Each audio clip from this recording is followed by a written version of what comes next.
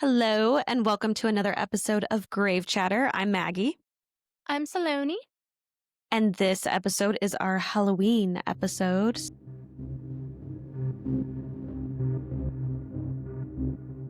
So I today keep we've saying okay. got, oh, yes, a few costumes, or a couple costumes here, although Lila's got her costume on as well, so we'll show that a little bit later. But I'm a hippie, And I'm a clown with ribbons. I don't know. a cute clown. There we go. But today we've got a few topics to talk about and tried to keep them a little on brand with just spooky lore a little bit. So we've got Bloody Mary, the Candyman, and the Hat Man.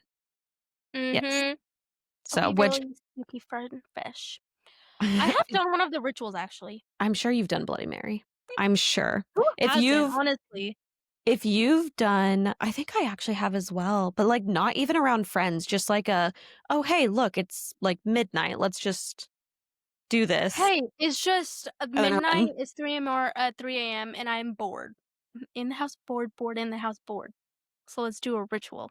I think I am like super familiar with Bloody Mary and the Hat Mm-hmm. Man, sort of, but not so much Candyman. So that was one that I learned about researching for this. I searched up the Candyman, and he is like somewhat similar to Bloody Mary. As far as the ritual to like summon So him, yeah, yeah. but like the hmm concept behind, I was like, what? We'll talk more about it. Okay, first let's get started with the Candyman. They say if you stand in front of a mirror, turn off the lights, and whisper his name 5 times, he will appear. A tall figure draped in a long fur-lined coat with a gleaming hook where his right hand should be. His body crawling with bees, his voice a low, hypnotic whisper. But who is Candyman really? To understand that, you have to go back, long before the legend, to the story of a man named Daniel Robitelli. Daniel was born in the late 1800s, the son of an enslaved man who gained his freedom and found success manufacturing shoes. Raised among privilege and education, Daniel was not only intelligent, but gifted, a talented artist who captured beauty on canvas. His work caught the attention of wealthy white families who hired him to paint their portraits. And that's where the tragedy began. One day, Daniel was commissioned to paint the daughter of a wealthy landowner, but as brush met canvas, something deeper bloomed: love. It was pure, human, and forbidden. When the girl became pregnant, the secret couldn't be hidden. Her father gathered a mob, determined to erase the shame he believed Daniel brought upon his name. They chased Daniel through the fields, cornered him, and exacted their cruelty. They sawed off his painting hand, smearing his body with honey. As he screamed, they released the bees, thousands of them, to sting him to death while the mob laughed and jeered. And when it was over, they burned what was left of him, scattering his ashes across the land where the Cabrini Green housing projects would one day stand. That's where the story of Daniel Robitelli ended, and where the story of Candyman began. Years later, as Chicago grew around that cursed ground, people began whispering about a spirit that haunted the projects. He was said to appear to those who summoned him, not just to kill, but to remind the world of what was done to him. His vengeance became myth, passed down through generations as a warning, a whisper, a dare. But Candyman isn't just a ghost story. He's a reflection of pain, a symbol of how violence and trauma can stain a place, and how injustice can breed something unholy. In the 1992 film, a graduate student named Helen Lyle investigates the legend of Candyman, convinced it's an urban myth, a tale born out of fear and poverty. But as she digs deeper, she discovers the truth. Belief itself gives Candyman power. He lives through stories, through the retelling of his name. The more we fear him, the stronger he becomes. Candyman's story evolved again in 2021 when a new generation uncovered how the legend was never just about one ghost. It was about a cycle of violence.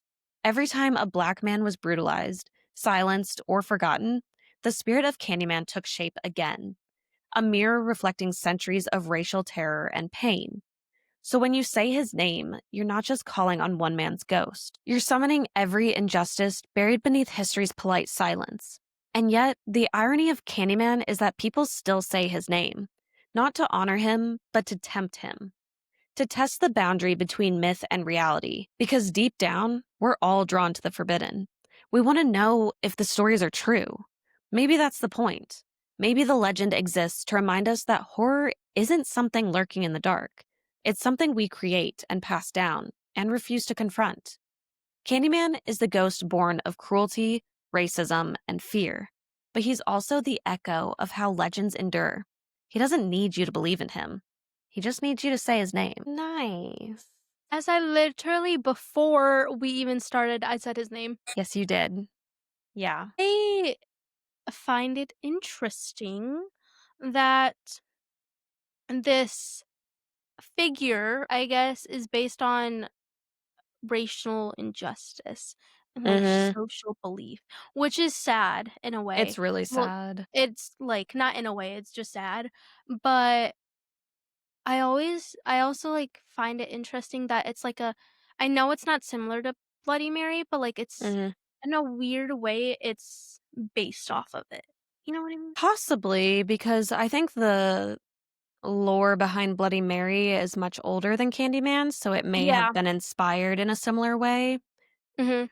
I think it's also interesting because I do sort of believe in the theory that you think things into existence, and it's sort of like Mhm. now we think of it maybe in a bit more of a positive way and using it for manifesting and stuff like that in like a positive manifestation. No, But yeah.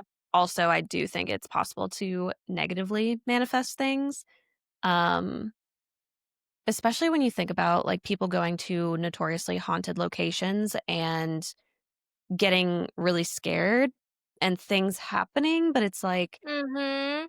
there's the physical side where it's like you're just getting yourself worked up, but then there's also like physical as in like in your own person, but then physical Right. around you could very well be just like you're bringing all this like really charged, highly charged energy into a situation, and maybe that does make things happen.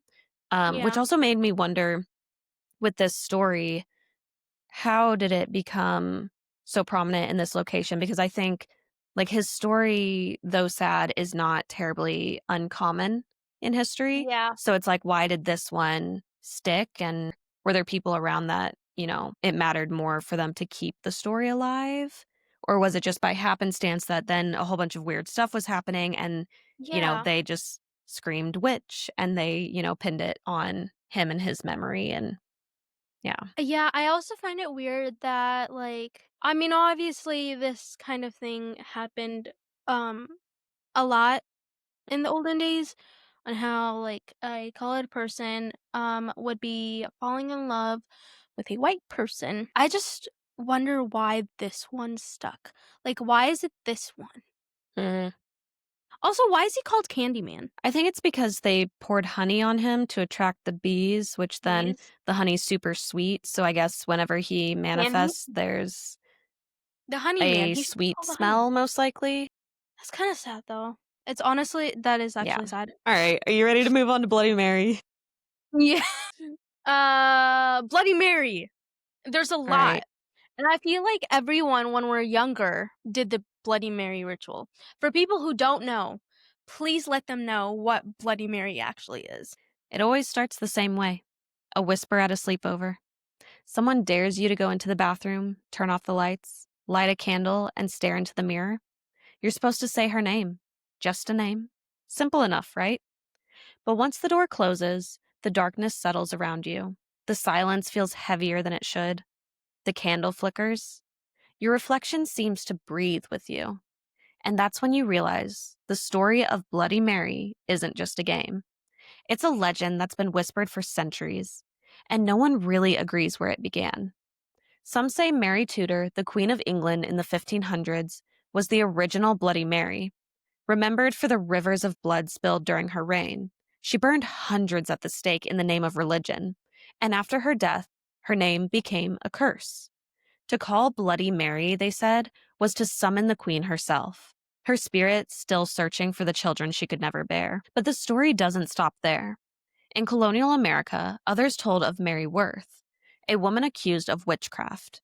They said she used mirrors to glimpse the future, to steal youth from those who stared too long. When the villagers caught her, they burned her alive. her dying words a promise of revenge, where anyone foolish enough to call her name in a mirror would see what they did to her. And then there are the darker, sadder tales. The ones that don't speak of queens or witches, but of a young woman who died violently. Her spirit trapped between worlds. Some say she appears to those who mock the dead, her face bloodied, her eyes hollow with grief. Others whisper that she's drawn to vanity, that she punishes those who can't look away from their own reflection. No matter which version you hear, one thing stays the same. She always comes when you call her. The ritual itself, the mirror, the candlelight, the chanting, is older than the name Bloody Mary. Mirrors have always carried power in folklore. They're seen as portals to the soul, thin places between our world and the one beyond. In Victorian times, mirrors were covered after death, so the spirit of the departed wouldn't get trapped inside. So when children stand before the mirror and whisper her name, they're not just summoning a ghost, they're inviting something ancient, something that lives in the space between reflection and reality. And maybe that's why the legend endures. It isn't just about fear. It's about temptation, the urge to test what you shouldn't, to see what isn't meant to be seen. Even science can't quite explain why the ritual feels so real. Psychologists say that if you stare at your reflection long enough in dim light, your brain begins to play tricks on you. Your face distorts, changes, even melts. It's called the strange face illusion. Your own reflection becomes unrecognizable, monstrous. It's easy to see how, centuries ago, someone might have believed they'd seen Bloody Mary staring back. But here's what's fascinating. The fear doesn't come from her. It comes from you. The ritual works because you want it to. You want to believe that something will happen, that there's still magic or danger in the dark. Because there's a lot of versions of actual, like, the ritual. Because people say you have to spin 13 times, people say you have to spin with a candle, people Mhm. say, that you just, like, say her name and then she appears, but I Mhm. think also it has to do with the illusion too, because th I use this example all the time, but I know there's this guy who goes around trying to hypnotize people, and it only works on people who wanna be hypnotized and who, Mhm. like, actually think about it, but so I think, like, it's the same thing. So if you want Bloody Mary to come, then I think, she's gonna Mhm. come. I think it's similar to what we said about the Candyman, where it's kind of manifesting something to happen. I also thought it was funny that it says something about like speaking her name that you're not supposed to speak. Because in my head, I was like Voldemort. Voldemort.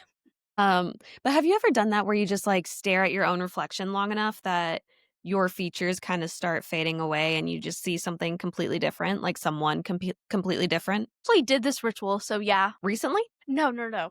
Do you want to So go do it this now so we can have a demonstration? honestly, I see a mirror right now. Does it have to be? I think one of the rules also I thought was that it had to be at a certain time of night. I thought it had to be at midnight or something. A lot of people say that. The Yeah, one that a lot of people say midnight, a lot of people say 3 a.m. I think it's just like, again, if you really want her to come, she's gonna come. I guess so. Who do you think Yes. it comes from though? Do you think it's just a woman who like chases people who are vain, or do you think it's Mary Worth, the witch, or do you think it's why can't I think of the last name? Mary Tudor. Harry Tutor. I think, honestly, it just depends. I think it's all 3 of them, or, like, any other version that you can think of. Because a Mhm. lot of people I also saw this, and a lot of people who did this ritual would say, this is a sign of, like, kind of like what you said in the beginning of, like, the future. Mhm. And this is kind of like their way of telling the future. But if you say this, do this ritual or whatever, and if you look into the mirror and if you see a skull or if you see a dead man or if you see anything like that, then you're gonna die before you get married. But if you don't see that and if you see something else, then you're gonna find true love and then you're gonna get married. So that's another version of what I heard. I don't know how true it is, And that's doing but the Bloody Mary ritual? it's like a what's it called? It's similar to a Bloody Mary ritual. You're supposed to say Bloody Mary, but like it's a technically a beauty ritual where she was a ghost before, and like Victorian girls would do this Mm-hmm. in hopes of seeing their husband's face, future husband's face. Okay, well, that just So I sounds like think that's witchcraft. interesting. I think that's interesting because yeah, I was gonna say it sounds like a witch kind of, but kind of funny. Mm-hmm. It's like these old Victorian or like 17, 16, 1500s women were doing some suspicious things. No, because like, why are we manifesting this? First of all, what are they doing? Well, it's just like who, like, did we even ask for some scientific proof on this? Like, did anybody see their husband's face? Did this work for Apparently, people anyone? did. Even once? Dude, I don't even know because I just heard this and people are like, "Yeah, I've heard people do this." And I'm like, "Well, did it work?" Right. Or is it just like a street gypsy trying to make some money off of some poor, Right. stupid girls? The other thing is, I'm curious why we don't cover mirrors anymore. Like, at what point did we I decide do. that that was silly and you do? Well, every time I go to a hotel, I cover the mirrors cuz I don't trust them. Okay. Well, mine is the What? bathroom. Oh my god, dude, all Cover the it with time. Okay, what? like towels. Why? Okay, every time I go to a hotel, especially the ones that like are facing each other because they're technically a portal, Okay, right? yeah. So I will just like cover either one of them or both of them, Okay. and any mirrors that face like the bed I would cover because I'm like I don't want to see myself sleep. Any just honestly any mirror. I'm just trying to think of the last time I stayed, and I stay in a lot of hotels traveling for work. So, trying to think of the last time I saw a mirror that was facing the bed. Really? There's okay, so I've like the Hilton Hotel in Chicago. Mhm. They have I forgot which one it was, but they have like a two there's like a room and then there's another room. It's like two Okay. rooms connecting, Okay. but it's not like two bedrooms. It's just two rooms. Okay. And then one of the outside has TVs and the inside there is a mirror and like a bed. Very strange. That is strange. But And I would have thought that hotels wouldn't do that because hotels are known to be, I don't understand. Have you um, seen like how buildings don't have 13th floors and mhm. like But hotels I also don't get don't? that though.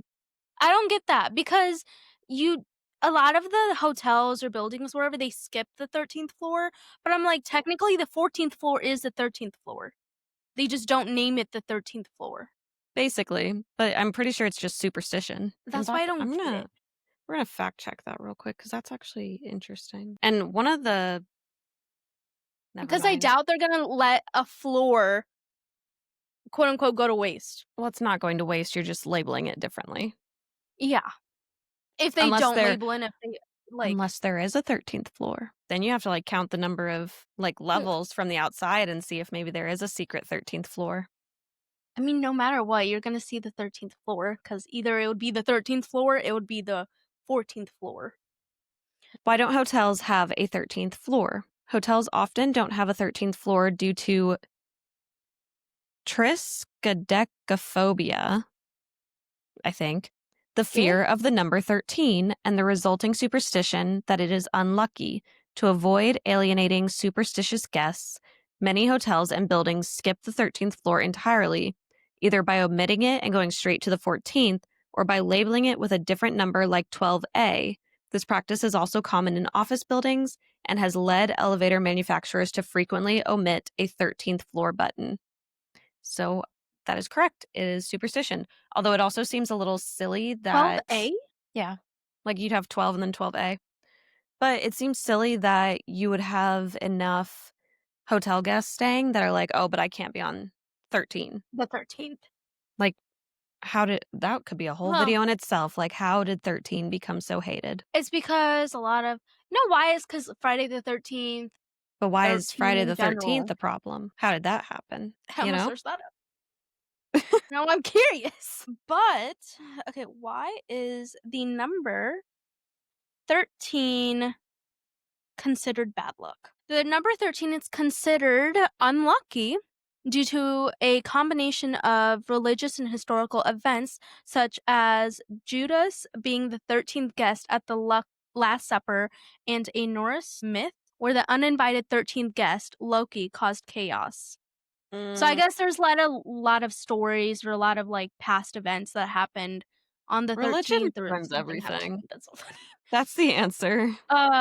Yeah. So there's a Religion lot of, like, ruins everything. cultures. The number 13th is often seen as a disturbance of the more oddly numbered 12. Like, "Oh, there's 12 hours on a clock, there's 12 months in a year," I guess so. and it's unfamiliar, I apparently, think I 13th, think 13 just got the short end of the stick here, though. I don't think it deserves this. honestly. When I was younger, obviously, it was actually by a church because it was a church event. Not a church, but, like, a temple event, and all of, the kids, we came together, and there was the men's section and the, like, ladies section for the bathroom, and Mhm, when you enter, there's, like, this long hallway, and the first door are, like, all the bathroom stalls, whatever, and then you go in the second one, and it's this dark, creepy room with only a mirror, nothing else, there's no tables, nothing, and it's, like, old and dusty and, like, disgusting. mhm. And don't know why, but all the kids hung out there. I'm like, "You know what? Let's do the Bloody Mary ritual," because I didn't know what it was, but I've seen or I've heard people do it.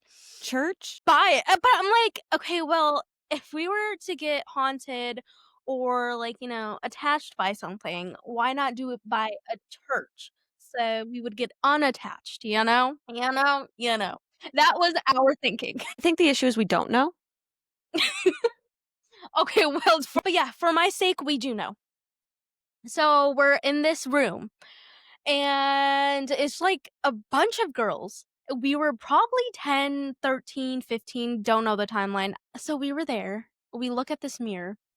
And mind you, it was already dark and we already saw like red dots everywhere in the Mhm, room. I don't know what the red dots were, but we saw it in the mirror. mhm, And it wasn't like specks of dust on the mirror, so that was kind of weird. Anyways, so we go there and we look in the mirror. We see Bloody Mary 3 times. And then we spin around or spin as we say Bloody Mary, mhm. whatever, whatever. And then we look in the mirror. I forgot what the actual ritual. I think, don't you just spin and just look in the Yeah, I mirror? think you say her name, We spin had a around, say her candle. name, spin around. We had a candle. That was probably issue number 1. Who gave these children candles? I don't know. There was no adults in sight, which was issue number 2. Where are the adults? Mhm. But we had the candles. I don't know where we actually. Oh, it was an event. So it was an event. So we took the centerpieces off the tables and then Mm. we went to the place. So we go there In and the we place take of worship, you children are doing satanic rituals, basically. it's not satanic. It's just a Satanic ritual. adjacent rituals. It's great. We love it. I'm And fine. where was My your kids have sister when fun. this was going on?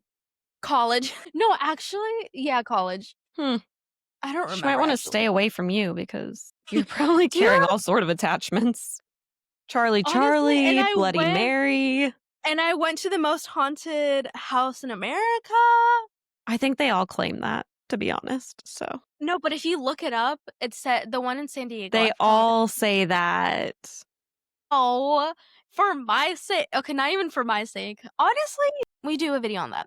Anyways, so we do that, we spin around, whatever, and then we look for a Mhm, good minute or 2 or 5 or I don't know. mhm, And I see my face, like, moving up in the mirror, but, like, nothing weird. Like, my head kinda detached from myself. I don't mhm. know if I was hallucinating or anything. That's the thing, though, is, like, if you stare long enough, then things start That's to what I'm happen or saying. things So I'm start to like look weird, and it's kind of I don't know why and that I'm like, I happens. wanted it to happen, so I'm like, I don't know if it's happening because I wanted it to happen and my brain's just doing that. But, like, I didn't see any extra, like, characters in the mirror, so Any I don't visitors? know. I didn't see any visitors. That's I probably did good. see, like but Because I think the thing is they don't They don't, like, show up when you summon them, but you could have gone home and looked in the mirror, and there's your visitor. Don't say that when I'm alone after, like, what, 10 years? Look closely tonight. Anyways, I'm Halloween's in just a few covering my days. mirror. I'm like, "Oh my god!" Yeah, I'm covering my mirror. I'm covering all the mirrors in my apartment. I wonder, though, when we Yeah. stopped I wonder when we stopped covering the mirrors. Like, who decided it was What do you mean? just silly or, you know? Did people usually cover mirrors? Yeah, Like that was in the story. After someone dies, just people. every me Oh, after okay, that yes. Yeah. I see what you're saying, like, when, So, like, when did that tradition die that out? is like, if the spirit wanted to come, they would come after you uncovered the mirror. Well, no, it's not so that nothing comes through, it's so that the spirit that passed doesn't get trapped in the mirror. But then it's like, for Oh, how long? no, yeah. Like, if the person who passed is a little bit on the slow side, do you leave the coverings up for a month so that you can make sure they got where they were going? Slow side, she says. You That's actually know, how long did these stay up there? that's actually if they're on the slow side, do I do I cover it for a year? There a protocol here. Imagine, um, your family or whatever covering the mirror, and then while, like, you're trying to exit, they take They the uncover blanket it and you're away. like, "I was so Yeah. close." I was so close. The Hatman is also a new, like we almost talk about that Hatman, like, every single time, like, even the sleep paralysis, Okay, here we like go. Starting off with, or finishing off with the Hat Man, actually. You've probably seen him, even if you don't want to admit it. Standing in the corner of a dark room, tall, motionless silhouette, blacker than the shadows around him, wearing a wide brimmed hat. He doesn't move, he doesn't speak, he just watches. That's the legend of the Hat Man, one of the most disturbing and widespread supernatural encounters of the modern era. Reports of the Hat Man started appearing in the 1990s, but his roots go back much further. People all over the world, from the US to Germany to South America, describe seeing the same thing: a tall, shadow like man, 6 or 7 feet tall, dressed in an old fashioned coat or cloak, his face completely hidden behind the brim of his hat. Unlike most ghosts, he isn't tied to a specific place. He appears in bedrooms, hospitals, hotels, anywhere darkness lingers. Some say they see him during moments of extreme stress or grief. Others say he comes during sleep paralysis, when your body is frozen but your mind's awake. You try to scream, but you can't. You try to move, but can't. And there he is, standing over you, watching you. For some, he's just a hallucination, a trick of the half awake brain. But others swear it feels too real. They describe feeling his presence before they even open their eyes: the presence in the air, the feeling of being studied, the sound of slow, deliberate breathing. And here's the strangest part: thousands of people who have never met describe him the same way. The hat, the coat, the stillness, the dread. That's where the legend takes a dark turn. Some believe the Hat Man is a shadow person, a type of spirit said to feed on fear. In paranormal lore, shadow people are thought to be echoes, fragments of negative energy drawn to the emotional turmoil. But the Hat Man stands apart. He's not a fleeting shadow darting across the walls. He lingers, observes. Some say he even smiles, though no one's ever seen a mouth.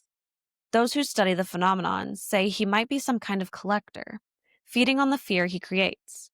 Each time someone wakes to find him standing at their bedside, he takes something intangible: peace of mind, safety, sleep itself. And the more people talk about him, the more he appears. Others believe he's a harbinger, a dark omen that appears before tragedy. People have claimed to see him before a death in the family, before accidents, before life changing loss. Like a silent messenger, one who doesn't bring the disaster, but simply stands to witness it. Then there are the psychological theories that the Hat Man is a manifestation of human anxiety. When your mind is trapped between dreaming and waking, it projects your deepest fears into the darkness. The hat, the coat, the facelessness, they're archetypes, ancient symbols of authority and threat. In other words, the Hat Man might be our fear itself, given form. But that explanation doesn't comfort the people who have seen him wide awake, sitting at the edge of their bed, standing in the doorway, following them down a dark hallway. One of the most unsettling parts of the Hat Man's legend is that he seems aware. Witnesses say he sometimes leans closer, as if curious, then vanishes when they blink. Some feel a weight on their chest, others hear him whisper their name. And yet there's never any proof. No photographs, no recordings, just stories, thousands of them. So what is he? A demon? A ghost? A shared hallucination? Or something older? Something that's been watching humanity from the shadows for centuries, finally given a name in the modern world. Maybe the Hat Man isn't a person at all.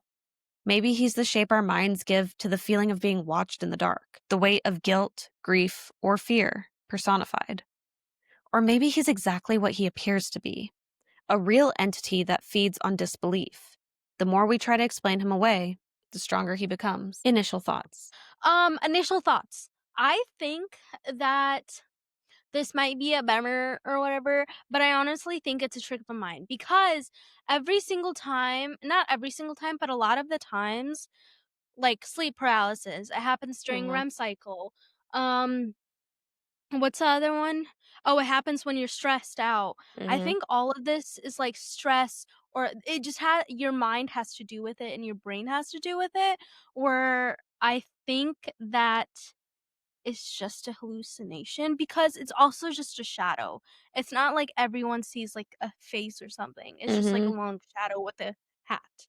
And Yeah. because one person thought of it and like probably shared it or whatever, so like the other person's like, "Oh," like already thinking about it. Mhm. So probably dreaming it and then They're like, "Oh yeah, I so saw that too."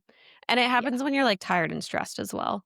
Yeah. Um, So, I know at the end you said, um, he shows up during, like, the last moments of life, where that is yeah, because that's that kind makes of him sound odd. more like the Grim Reaper or something, or like Yeah, I yeah. was gonna say, so I was like, "That's kind of odd." Not Made me think like maybe he is the Grim Reaper and maybe the Reaper's always there.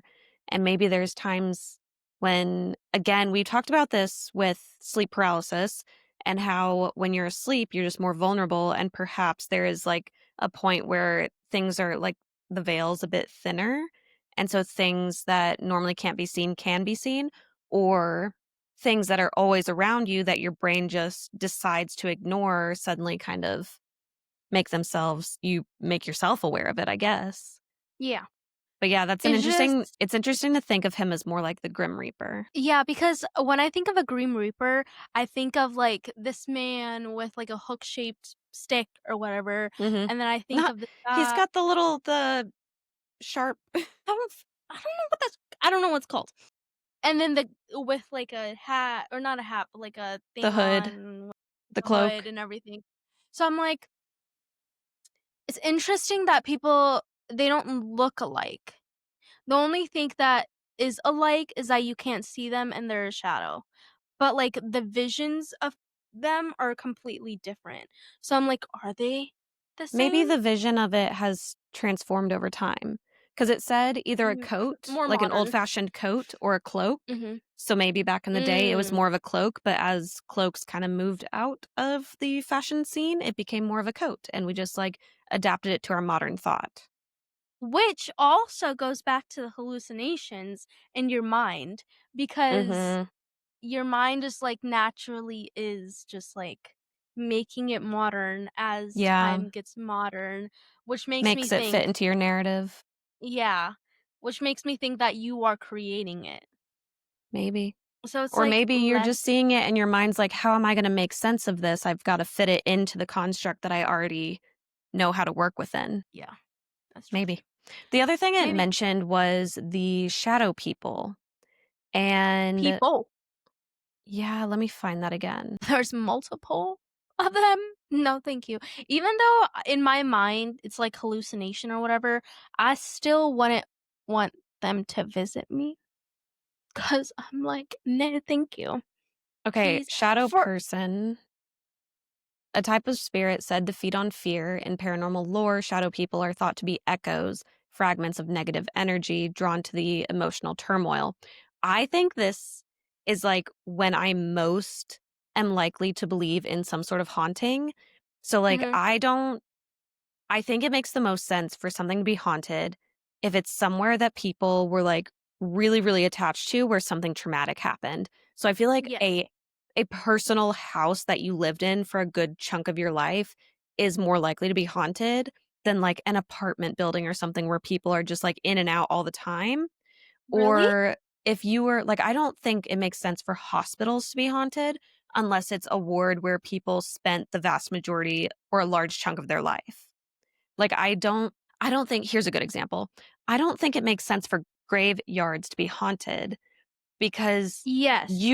you weren't tied to a graveyard. Why would your spirit hang out at a place you never spent time in, you know? I agree with that, but I don't agree with the hospital because I know you mentioned before you're like the traumatic place.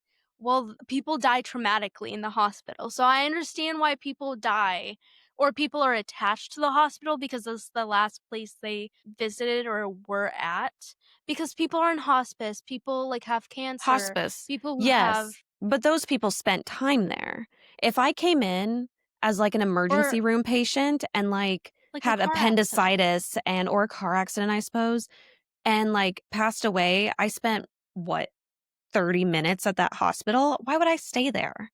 That's not where my Because like life. you died there. No, I think that's That's where I silly. think. That's what I think because in my mind, even if it's a car accident, I Mhm. think they would be tied to the place if they died there, but if you're dying I like how I'm trying to justify it as I'm going to the hospital in, like, 2 days. But Take your yeah, little I think spirit talker, see who's hanging out. while I'm talking to the patient, "Hey, so I'm gonna see if there's any other patients Like, around," in the middle of an emergency, someone's literally bleeding while out, I'm just be doing like, "Hey, CPR. do you plan on sticking around after this, or do you think you're gonna go somewhere else? Like, what's your plan?" "Hey, so you're gonna help me with CPR, right?" You're gonna tell me if they're almost at your place?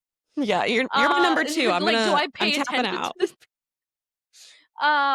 But yeah, I don't know, cause like, they died there, so I'm like, Yeah, I'm just thinking, like, if I had appendicitis or something and I okay, passed wait, away at the also hospital.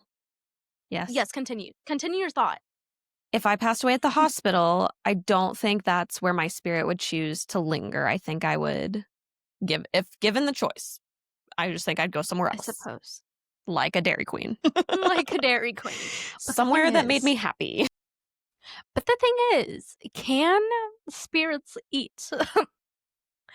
Hmm, Because if they can, I'm not scared of dying. maybe that's just torture then to go to the Dairy Queen. Watch everybody else eating the Because you blizzards. can't. Because 'cause I'm like, "Can you eat?" Because there's, like, some things, "Oh, you can walk through." Because 'cause I'm like, okay, my brain right now is when I think of spirits and ghosts, I think they can, like, walk through things, but also I've seen spirits, like, pick up things or, like, Have can you? hold things or okay, not seen, but, like, seen in the movies. Uh, or, whatever. Mhm. And like hold a mug or like troll people, so I'm like, can they What are eat my them? options here? So I'm like, What comes in the ghost starter pack? yo, what comes, is it good, is it worth it to become a ghost? How long do I have to hang out Should I before I be can turn the radio on or the TV? no, yeah, can you just do it right away or is it depends how bad you were Do I have to go on side quests to get additional to get power to be able to turn on the it TV? turns into a game show.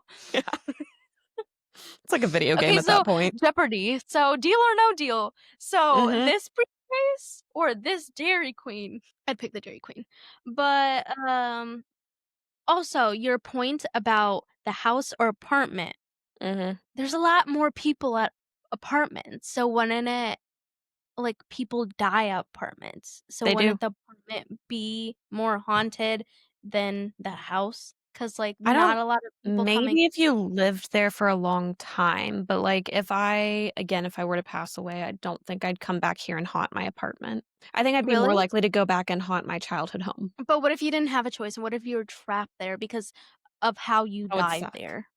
That would suck. I think when people say that they're when people when spirits, like when spirits are trapped somewhere, I think it's because they died there. Please fact check me, Yeah. ghost. But when I think of when people die, I think of, like, they can't move when, like, the Mhm. place they died. And I'm Yeah. basing all of this from Conjuring. Well, and I wonder if it's up to them, like, whether they're confused or whether they're stuck or Mhm. whether they have the option to leave and they're just like, "No, I'm so upset that I'm gonna stay?" Or, like, is it your choice or are Yeah. you really trapped? The other thing that it mentioned is the Hat Man being a harbinger, a dark omen that appears before tragedy, which is really similar to the banshees that we didn't talk about it in a podcast, but we do have a little short video on that on Yes. TikTok and Instagram. So go But, check it out before if you don't it's know what we're talking about. that's similar too as, like, something being an omen for tragedy that's about to unfold. So is that then, like, like, back in the day, they believed in banshees, and then as we kinda moved away from that lore, or maybe, again, where really similar stories pop up in different locations, maybe that became banshees in Ireland and Scotland, and maybe it became the Hat Man in South America, Germany, the US. So, like, it could change over time or it could change with Yeah. location, but, like, it's another sort of similar theme that keeps popping up with the different lore, which Mhm. is interesting. Yeah, on that note, On that let's note, end this podcast. Halloween Halloween spooky episode about spooky characters Yes, yes. and Also, let us know if you're doing any fun activities for Halloween or if you have any spooky experiences on the day of the Halloween. yeah, And then you can be and featured thanks. in our podcast. But yeah, if you have stories, send us stories. Thanks for Um, listening. We also, yes. if you liked it, like the video, leave a comment. Subscribe if you're interested in seeing more videos. And then we also have our TikTok and our Instagram and our school account, which is also growing. So if you're wanting to talk more Yes. about spooky stuff, then or see more about spooky stuff, then feel free to find us over on those other platforms. Yes. And turn on the notification bell. I've always wanted to say that.